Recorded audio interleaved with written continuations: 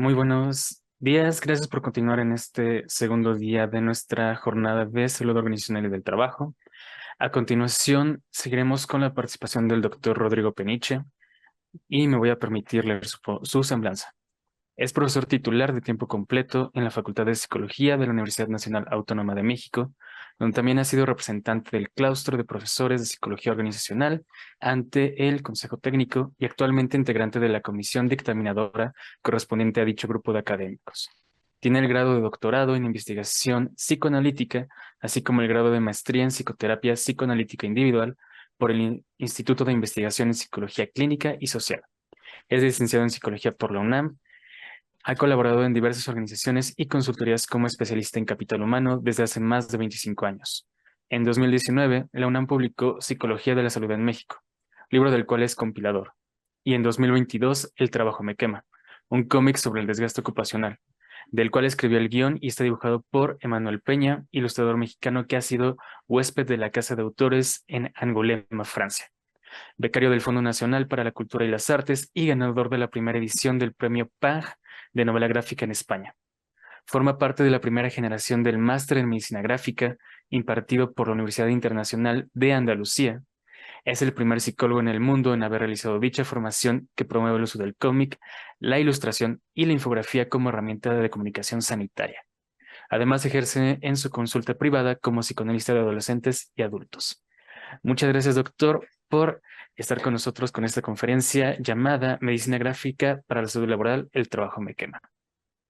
El agradecido soy yo de poder formar parte de estas jornadas dentro del marco de nuestro cumpleaños 50 como facultad, lo cual nos tiene muy contentos y debería de seguirnos teniendo contentos todo el año.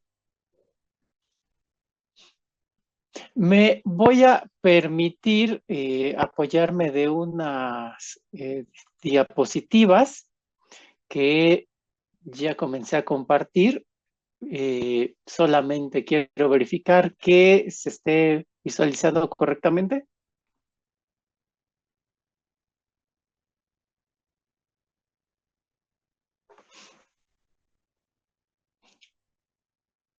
Quiero suponer que se ve bien.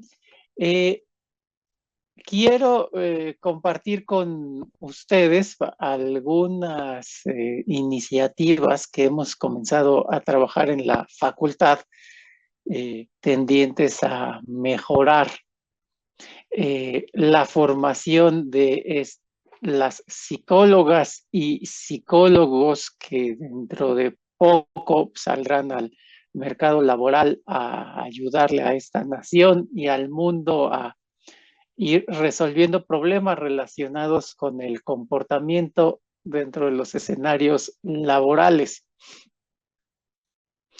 Eh, Como hemos estado mencionando a lo largo de varios meses, pues nosotros nos fundamos como facultad el 27 de febrero de 1973. En esa fecha es cuando el Consejo Técnico y el Consejo Universitario tuvieron a bien visualizarnos ya como una institución enfocada en la formación profesional de cuadros que pudieran atender con precisión diversos fenómenos del comportamiento en todas las áreas en las que haya seres humanos. Tenemos un camino peculiar dentro de nuestra formación. Empezamos como un campo del conocimiento muy enfocado en fortalecer competencias vinculadas a la investigación. Eh, a las pocas décadas se vio la importancia de no permanecer nada más en un nivel de doctorado, sino era importante también fortalecer pues la especialización y por lo tanto nos volvimos una maestría. Sin embargo, el campo laboral, la expectativa social, los problemas en nuestra nación fueron demandando que la psicología también se fuera visualizando como una profesión en sí misma. Y es ahí que ya surgimos nosotros como una licenciatura y aquí estamos a medio siglo. Dentro de nuestro campo específico, pues hemos tenido diversas concepciones de nuestro quehacer. Hemos pasado de ser las psicólogas y los psicólogos enfocados en el comportamiento en una industria para posteriormente evolucionar a la psicología del trabajo.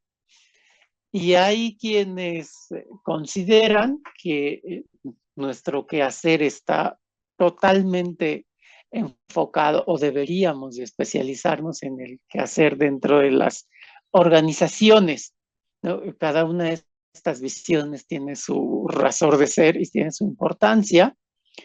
Actualmente en nuestra facultad, que es una de las instituciones líderes, no solo en el país, sino en los países hispanoparlantes en el mundo, nos conceptuamos como psicólogos y psicólogas organizacionales. Es decir, nosotros ayudamos a resolver un sinnúmero de problemas, a investigar diversas manifestaciones del comportamiento enfocado a la producción y al desarrollo de el sinnúmero de labores que las personas desarrollamos. ¿Por qué trabajamos? Eh, Quizá en nuestro campo profesional nosotros tenemos que partir de estas reflexiones. Hemos dejado de esforzarnos, de aplicar nuestro esfuerzo esencialmente a transformar la naturaleza buscando la supervivencia como especie, que eso en el inicio fue lo que dio lugar al trabajo, a la labor como actividad humana. Y actualmente el trabajo ya tiene un lugar en nuestra sociedad como una de las actividades o serie de actividades que nos permite multiplicar nuestro bienestar individual, comunitario y social, nos permite generar un ingreso y por supuesto, conforme vamos volviéndonos eh, con mayor experiencia y vamos adquiriendo mayor pericia en nuestras labores, claro que eso va generando en quien así lo logra, pues un prestigio profesional o un prestigio en su quehacer laboral cotidiano. La Organización Internacional del Trabajo tiene muy claro que en esencia las personas trabajamos desde su comprensión más básica y elemental, que es cubrir necesidades prácticas, es decir, trabajamos porque eso nos permite generar ingresos para poder satisfacer nuestras necesidades materiales más inmediatas. Pero también trabajamos no solamente por el salario o por el pago que recibimos. Asistimos a nuestras labores, nos encargamos de esas responsabilidades, también porque eso nos permite autorrealizarnos, tiene una influencia definitiva en nuestro desarrollo personal y una persona adulta a través de sus labores va a continuar el desarrollo de un sinnúmero de vínculos interpersonales. Eso nos saca de nuestro entorno doméstico inmediato y se vuelve un factor de salud invaluable. Una persona adulta que trabaja, pues enriquece también sus vínculos interpersonales. Nosotros dentro del área de psicología organizacional, dentro de lo que nos ocupa a quienes somos psicólogos laborales, pues hemos desarrollado también dentro de nuestras misiones profesionales el transmitir de la manera más eficaz posible a nuestras colegas en formación, a nuestros estudiantes, aquellos conocimientos, nuestra experiencia profesional y las competencias profesionales que nosotros tenemos conocimiento que demanda el campo laboral y demanda nuestro país y el mundo, para que pueda ejercerse de una manera ética, sólida, eficiente, la psicología especializada en los entornos laborales. ¿Cómo lo hemos hecho? Pues lo hemos hecho a través de los seminarios tradicionales que todo profesionista cursa, ¿no? En las aulas es uno de los elementos más importantes a través de los cuales en estos 50 años hemos ido formando cuadros de psicólogas y psicólogos especializados en el trabajo. Las clases no bastan, hemos también desarrollado una serie de prácticas simuladas que apuntalan esa formación en nuestros diversos campos de aplicación en la facultad, en el área de psicología organizacional, desde luego. Se han hecho esfuerzos constantes y lo más sólidos posibles también para poder integrar a nuestras y nuestros estudiantes en escenarios reales en los cuales puedan formarse e ir aportando valor en la solución de estos problemas. Hay también diversos programas que permiten que quien así lo ha considerado en su trayectoria profesional pueda irse iniciando a la investigación. De lo que yo quiero transmitirles en estos minutos es una iniciativa que hemos comenzado a desarrollar en nuestra facultad que tiene que ver con el uso de estas publicaciones que reconocemos todos. El uso, sea que le llamemos historieta, TV o pepines, como se les conoció durante muchos años en México, bande cine, sea que se llamen manga, fumeto, manhua, cómic. Poner en práctica este tipo de publicaciones, este lenguaje, este arte, al servicio de la formación de quienes ya, de quienes dentro de un futuro muy próximo, se incorporan al campo laboral a resolver problemas vinculados al quehacer laboral y su relación con el comportamiento. A simple vista todos podemos ubicar a los diversos personajes, a diversas protagonistas de estas historias, aunque definir con precisión qué es un cómic es una tarea que resulta no tan sencilla. Existen grandes obras para quienes queremos comenzar a estudiar los cómics a mayor profundidad. Una puerta de entrada magnífica y conocida en quien estudia el cómic puede ser la obra de Scott McCloud, Understanding Comics, Entender el cómic, que es una obra particularmente interesante porque a través de un cómic va explicando a quienes nos acercamos a sus páginas qué es un cómic. Scott McCloud propone una definición completa de lo que pudiéramos considerar como una historieta, que son las representaciones pictóricas y las imágenes yuxtapuestas de manera liberada para transmitir información y o producir un efecto estético en el espectador, ¿no? Es completa esta definición, pero cualquier definición de estas publicaciones, de este lenguaje, no está exenta de algunos retos. En aras de la brevedad, bueno, resumiremos que por muy difícil que va siendo la definición de un cómic, lo que sí puede encontrarse son algunos elementos comunes que tenemos que tener presentes para que podamos considerar que estamos en presencia de una historieta.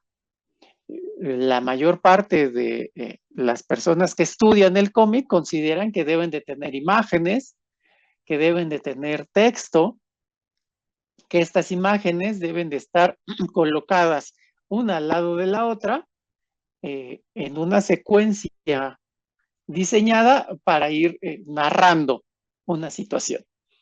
La mayor parte de los cómics responden a esta definición, aunque si bien es cierto, el cómic es un medio, un lenguaje que está en una evolución permanente y pueden encontrarse con mucha facilidad ejemplos de cómics que, por ejemplo, no tienen texto o cómics que, por el contrario, no tienen una imagen pictórica o cómics que buscan transmitir, por ejemplo, poesía, no necesariamente narrar una historia. Uno de los estudiosos más profundos, más contemporáneo del cómic, es Thierry Groenstein, quien propone un concepto conocido como solidaridad icónica. Este concepto transmite con mucha precisión lo que está en el alma de un cómic.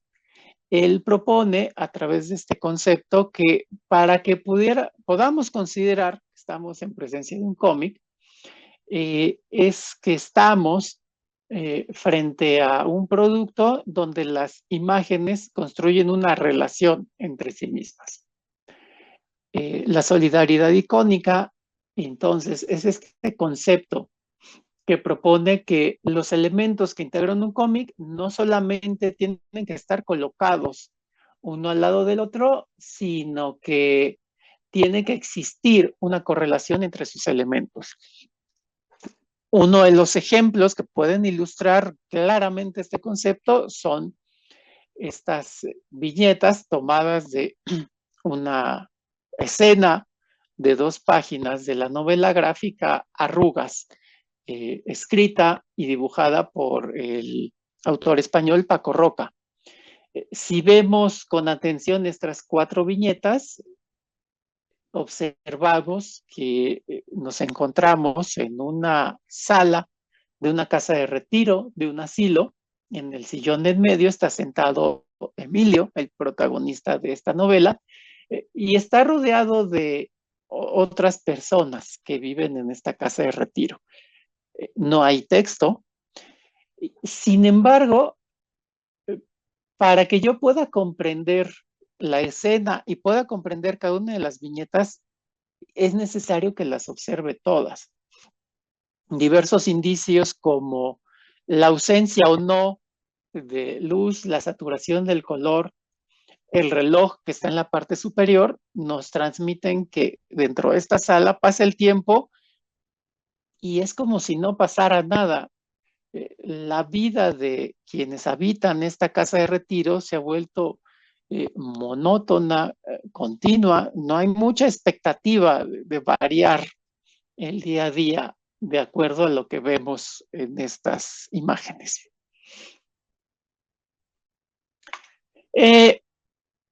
Quizá definir el cómic es algo tan complejo porque al mismo tiempo el cómic es un lenguaje en sí mismo, es una forma de narrar. El cómic, además de ser un lenguaje, es un medio de comunicación masiva y además es un arte. Tiene diversas aristas el cómic, aunque cualquier persona que sea parte de esta cultura puede identificar a simple vista que está en presencia de un cómic o identificar alguno de los personajes surgidos de sus páginas. El cómic ha sido utilizado como herramienta educativa desde hace no pocas décadas. Nosotros quienes también estamos en la capacitación, en la academia, en la formación profesional, a veces queremos visualizar su uso educativo como algo que acaba de surgir ayer, lo cual es incorrecto. La humanidad lleva varias décadas utilizando este medio, este lenguaje, para formar y para comunicar a la población general o a población específica conceptos importantes. ¿Por qué? Porque a través del cómic es un medio que permite que la audiencia se conecte con mucha facilidad. Eh, el cómic da para aceptar una infinidad de estilos, pero que sin embargo deben de simplificar en sus trazos muchos elementos de la realidad, y es este dibujo sencillo, vamos a llamarle, esta ilustración cartoon, lo que también favorece mucho de la identificación de la audiencia con un cómic. Se permite utilizar el humor y plantear momentos divertidos, aun cuando lo que se plantee sean temas difíciles. Involucran mucho al lector. El lector va construyendo junto con quien escribió e ilustró el cómic, una viñeta a la vez, va involucrándose a través del cierre perceptual, también va formando su propia lectura de la escena, y eso ayuda a que se organice lo cognitivo y lo emocional cuando estamos leyendo un cómic. Un ejemplo puede ser este par de viñetas del libro Ansiedad, del autor chileno Alberto Montt, quien nos permite observar que este personaje recibe en su dispositivo móvil un mensaje: voy para tu casa, tenemos que hablar. Y en la siguiente viñeta, a partir del recurso de la metáfora, crea este personaje que representa la ansiedad que sentimos todos los días. Inmediatamente que recibe este mensaje, el protagonista se ve abrazado, avasallado por esta representación de la ansiedad, y trata ahí de calmarse, aunque esté en un ataque de ansiedad terrible. Y todo va a estar bien, todo va a estar bien, no te va a terminar, no te va a reclamar. Eh, los cómics permiten transmitir información que puede ser más o menos compleja, información que sea importante, información que inclusive puede ser estresante de asimilar.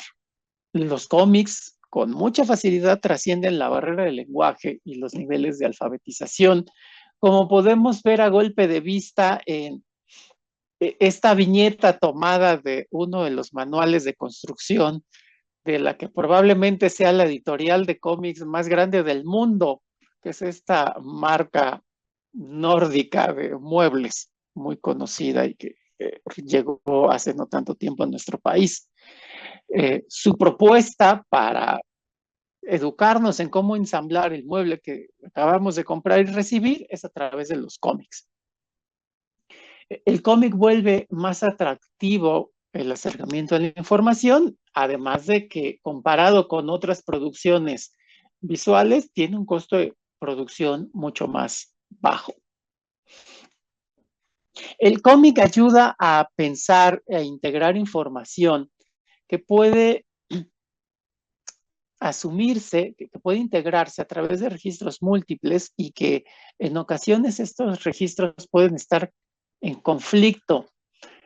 Eh, Permite un manejo del tiempo sencillo de comprender, permite transmitir información en un nivel verbal y no verbal, permite cambiar fácilmente de un enfoque a una escala real a irme a un enfoque macro, planetario, y en la siguiente viñeta trasladarme a un nivel micro, comunicar en la misma página lo que se ve y lo que no se ve, lo que está presente en ese momento y lo que no está.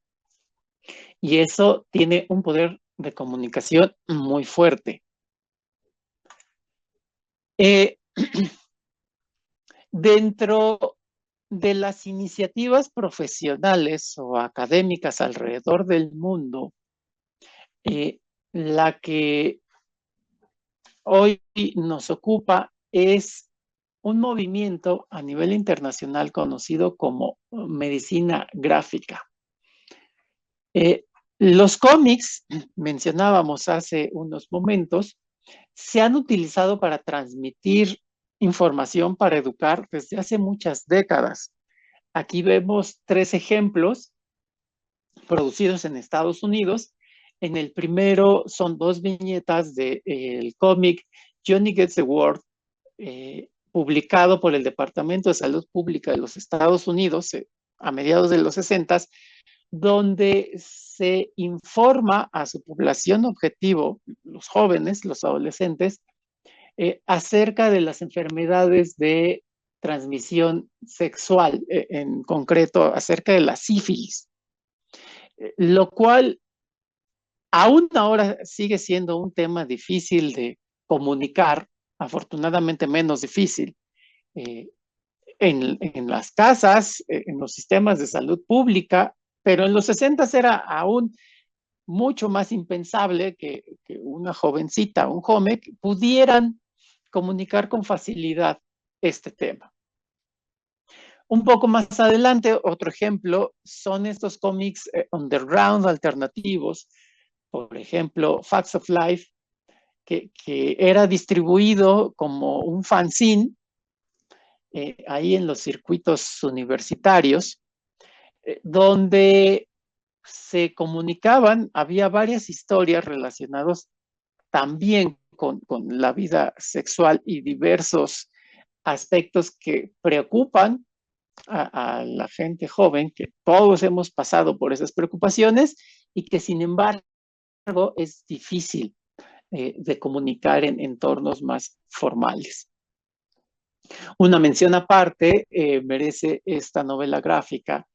Binky Brown conoce a la Santa Virgen María, que es una de las primeras publicaciones creadas desde la perspectiva del autor, quien se veía aquejado por un trastorno psicótico y a través de sus páginas narra cuál es su vivencia de vivir con este trastorno. México no es ajeno a la transmisión masiva de fenómenos relacionados a la salud a través del cómic.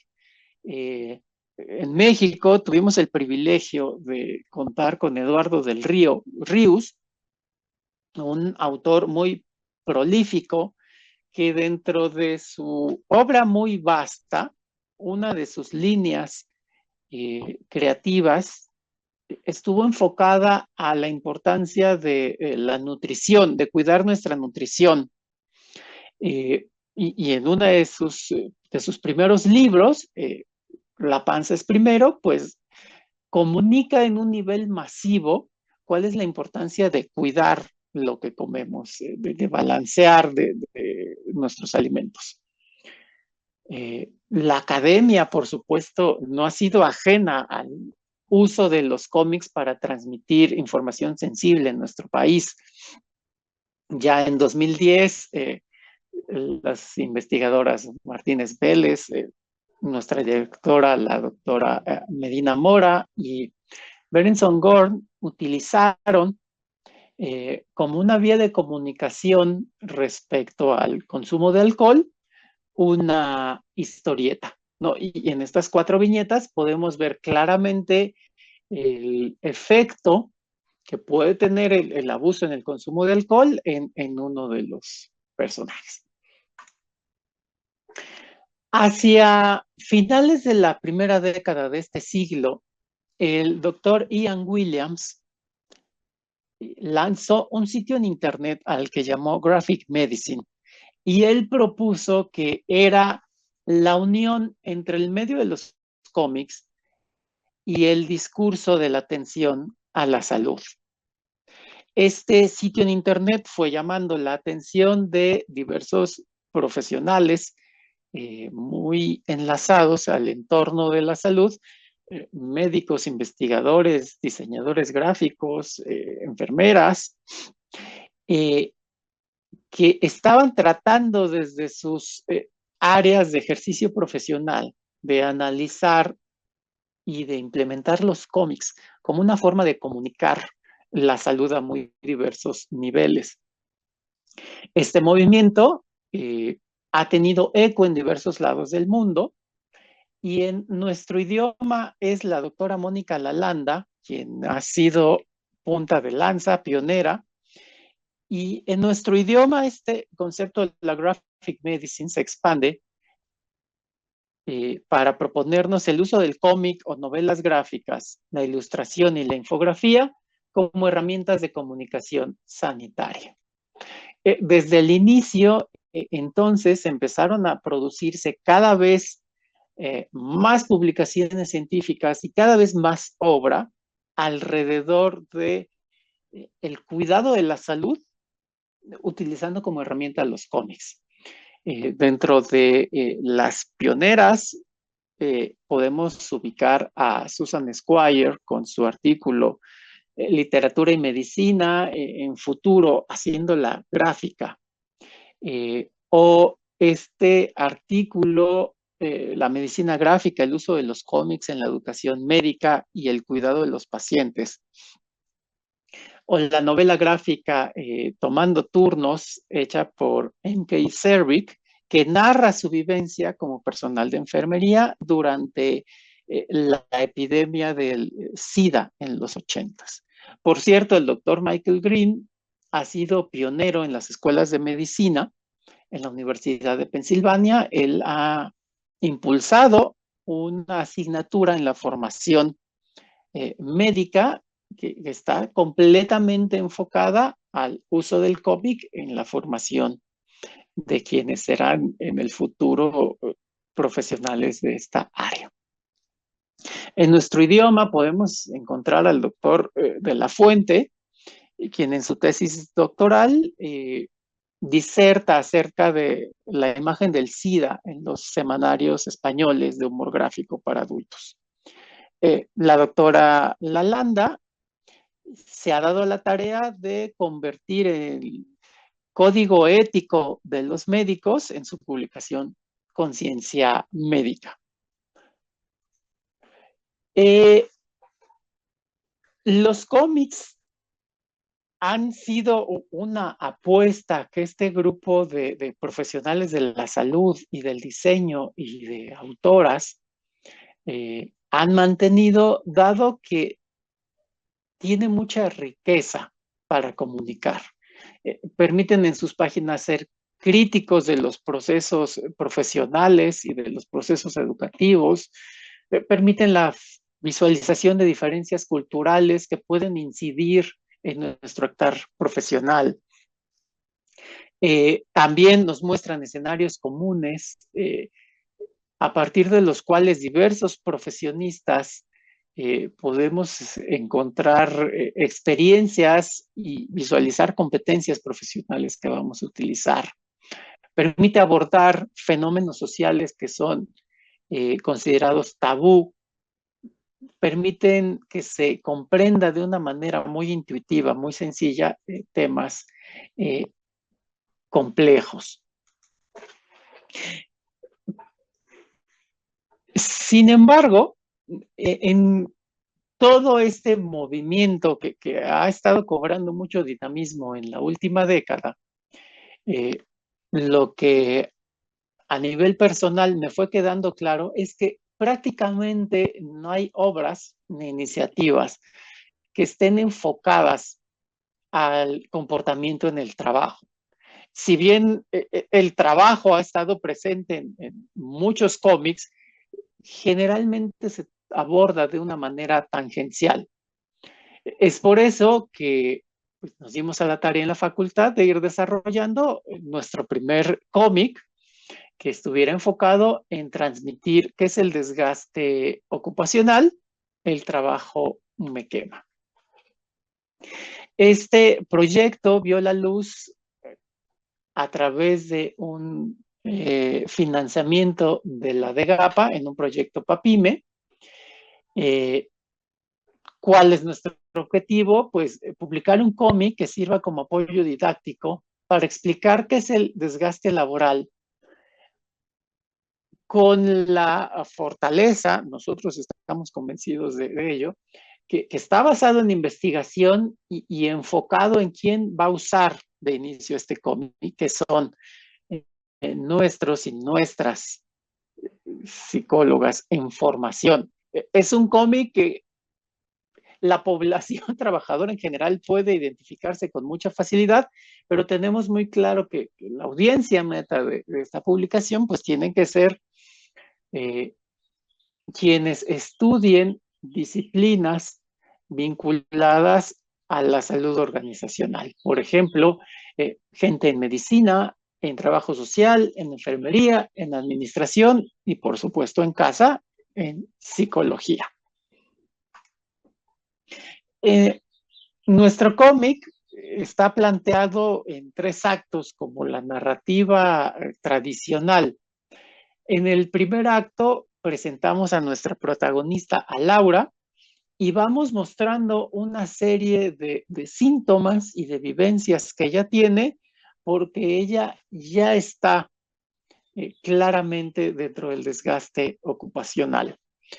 Consideramos que era importante no hacer un libro ilustrado donde apareciera el concepto y solamente una ilustración de ese concepto, sino pensamos que era importante que quien lea este cómic pueda identificar muchos elementos de su vida laboral, a través de las vivencias de Laura. Planteamos un segundo acto donde a través de un día muy malo que tiene nuestra protagonista, entonces una profesora comienza a explicarle a sus alumnos qué es el desgaste ocupacional y para esa explicación utilizamos el poder del lenguaje del cómic, ¿no? Si el desgaste ocupacional es un término tomado de la industria aeronáutica, bueno, pues lo ilustramos aquí con este cohete que ya no puede seguir su camino porque está completamente quemado, ¿no? En la vivencia, por ejemplo, de estos médicos al inicio de su carrera profesional, que fue la población en la cual Freudenberger comenzó a describir el fenómeno. Y damos un cierre a la historia. A través de nuestro cómic, sí queremos plantear alternativas de solución que, por supuesto, implican transformaciones personales, implican cambios en el entorno laboral, para transmitirle a nuestra población lectora que sí hay de otra, o sea, la gente sí tiene otra aproximación al trabajo, sí es posible cambiar determinadas variables en los entornos laborales para buscar que el desgaste ocupacional se prevenga o se solucione. En esta iniciativa de utilizar la medicina gráfica dentro de la psicología laboral y dentro de nuestra universidad, bueno, no solamente queremos quedarnos con este cómic, lo visualizamos como el punto de partida a partir del cual se generen otras iniciativas en otras disciplinas. En este sentido, hace un par de meses lanzamos la primera edición de el curso El uso de los cómics como elemento didáctico, en el cual recibimos en la facultad académicas, profesores, no solamente de casa. A mí me dio un gusto enorme recibir gente de casa, pero he de confesar, me dio mucho gusto encontrar que personal docente de matemáticas, de economía, de nuestra facultad de enfermería, de administración, de filosofía, de artes visuales y del área de orientación en el bachillerato respondieran a esta iniciativa en la cual buscamos transmitirles qué se está haciendo alrededor del mundo para aprovechar los cómics como herramienta didáctica en todas estas instituciones formativas de nuestra universidad, con una respuesta muy positiva. Aquí podemos ver 3 creaciones de quienes participaron, 4, perdón, y bueno, pues hay una imagen de cómo fue el desarrollo de las sesiones. Nada me encantaría más que promover su curiosidad, picarles ahí sus iniciativas para aprovechar este lenguaje y este medio en la formación profesional o dentro de los diversos campos laborales en los que ustedes se encuentren cotidianamente. Y será un gusto continuar el contacto, sea a través de Twitter, de Instagram, personalmente en la facultad. Agradecerles su atención y estar al pendiente de sus inquietudes, si acaso hay alguna pregunta. Muchas gracias, doctor, por esta ponencia. Sin duda es también un tema que a mí me interesa mucho como fanático de los cómics. Y sí, tenemos muchísimas preguntas en el chat. Ah, Rafael Velázquez nos pregunta, ¿qué tan conveniente será trabajar con los organismos a través del entendido de una gestión cultural? Eh, En la pregunta quiero pensar que se refiere a organismos públicos, a este tipo de organismos. Hay iniciativas caminando, ¿no? Respecto a la aplicación de los cómics y de diversas producciones audiovisuales. A mí me parece que es esencial. Hay mucha información necesaria para la población trabajadora, hay mucha información que es vital para la población en general, que nosotros dentro de la formación profesional, las instituciones de gran calado, tenemos como misión, pues, lograr comunicárselas en formatos que sean atractivos y que dé gusto consumir. En ese sentido, pues yo lo veo vital, necesario que pues nos animemos a ir abriendo brecha, a mostrar que funciona, que se está aplicando en muchos lugares del mundo, y sí, empujar esas iniciativas yo creo que es vital. Muchas gracias. Otra pregunta de Kairi Segura nos dice, ¿cómo tuvo usted su acercamiento a este arte y trabajo desde esta perspectiva? Eh, bueno, más allá del convencimiento personal, así como usted, colega, pues yo soy un convencido de los cómics, consumo muchos cómics. Eh,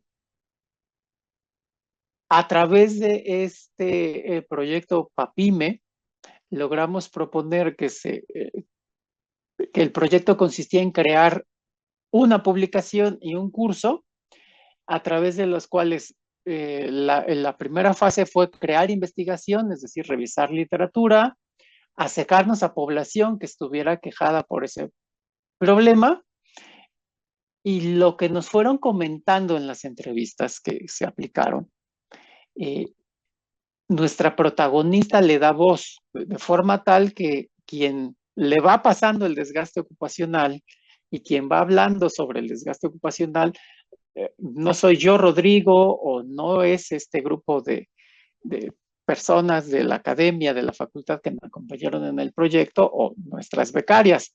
No, se le da voz a las personas, a trabajadores aquejados de burnout. Tuve la fortuna de encontrarme con Emanuel Peña, el dibujante, que tiene un lenguaje gráfico muy poderoso, y pues entre los dos fuimos bocetando la historia, pensando cómo pudiera caminar de forma adecuada. El siguiente paso fue crear el guión y ya luego ir estando cerca del ilustrador, para buscar que el cómic comunicara de manera efectiva. Así fue. Muchas gracias. Tenemos otras preguntas como, ¿podría haber alguna alternativa al cómic para las personas con discapacidad visual? Esa es una pregunta compleja, interesante.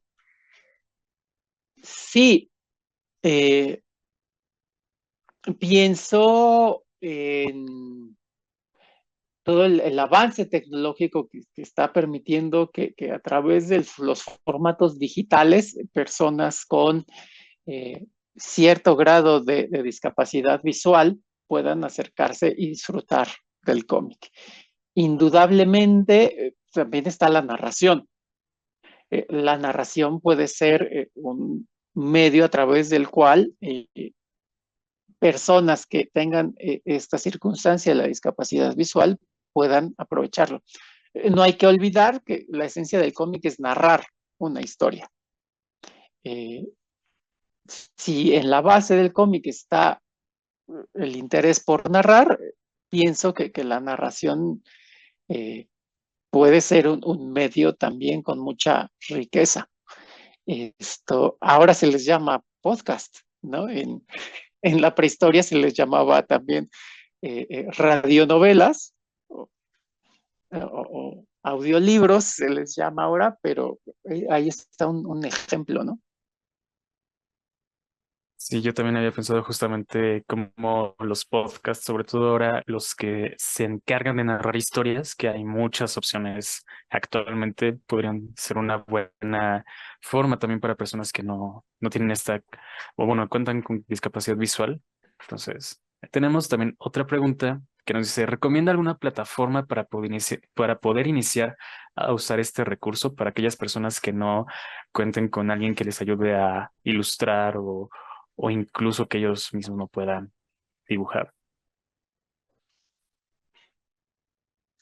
Eh, yo no soy diseñador, por lo tanto quizá mis recomendaciones se pueden quedar muy, muy chatas, pero lo que sí sé es que en algún momento de la vida, todos quienes formamos parte de estas sociedades éramos maestras y expertos en dibujar.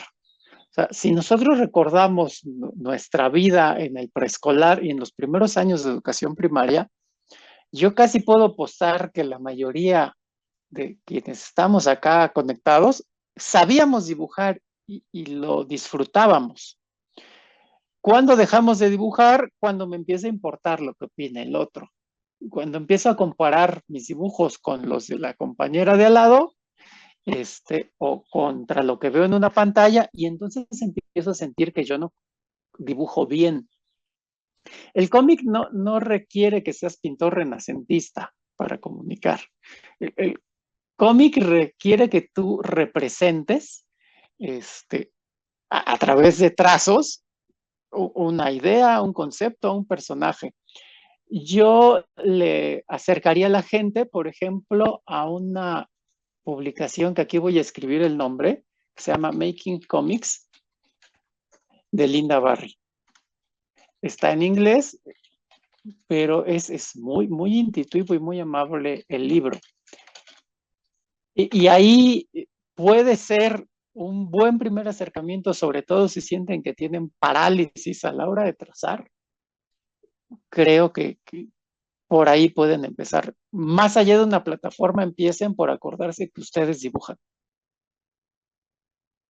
Sí, creo que también parte del arte, muchas veces en los cómics, no se trata de qué también esté dibujado, sino que sea algo que también nos transmita. Hay muchos cómics que no son así anatómicamente perfectos o con un fondo muy elaborado, pero aún así nos transmiten muchas cosas. Y en la cultura popular, obviamente estamos ahorita en en algo académico, pero en la cultura popular hay muchos ejemplos de cómics que muy entre comillas no están bien dibujados o no están dibujados de manera coloquialmente aceptada. Sí, creo que tú estás tocando un punto esencial. O sea, lo importante de un cómic es que represente, que comunique, eh, más allá de que sea precioso de acuerdo a lo que nosotros nos imaginamos al arte en un museo, o precioso versus alguien que lleva 35 años ilustrando, ¿no? Eh, los cómics, aun cuando puedan parecer Rius decía que sus monos eran muy feos, pues eran feos si no, porque logran comunicar, ¿no? Entonces, creo que estás poniendo ahí el punto sobre algo esencial. Tenemos más preguntas, pero debido al tiempo voy a tener que dejarlas un poco al lado y voy a permitirme leer la constancia. A la Universidad Nacional Autónoma de México, la Facultad de Psicología, la División de Estudios Profesionales y la Coordinación de Psicología Organizacional otorga la presente constancia al doctor Rodrigo Penichamante por su participación como ponente de la conferencia Medicina Gráfica para la Salud Laboral y el Trabajo me quema durante la primera jornada de Psicología de la Salud Organizacional y del Trabajo. Retos y avances, 50 años de experiencia.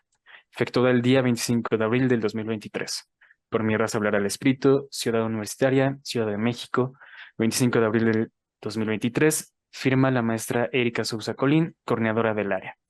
Muchas gracias, doctor, por este tema que es sumamente interesante, por esta nueva herramienta para la enseñanza que nos presenta. Muchas gracias.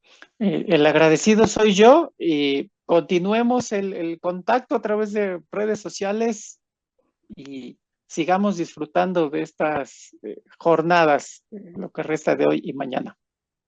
Muchas gracias, doctor. Les invitamos a continuar con nuestro programa, continuando más ponencias y nos vemos en un momento. Hasta luego.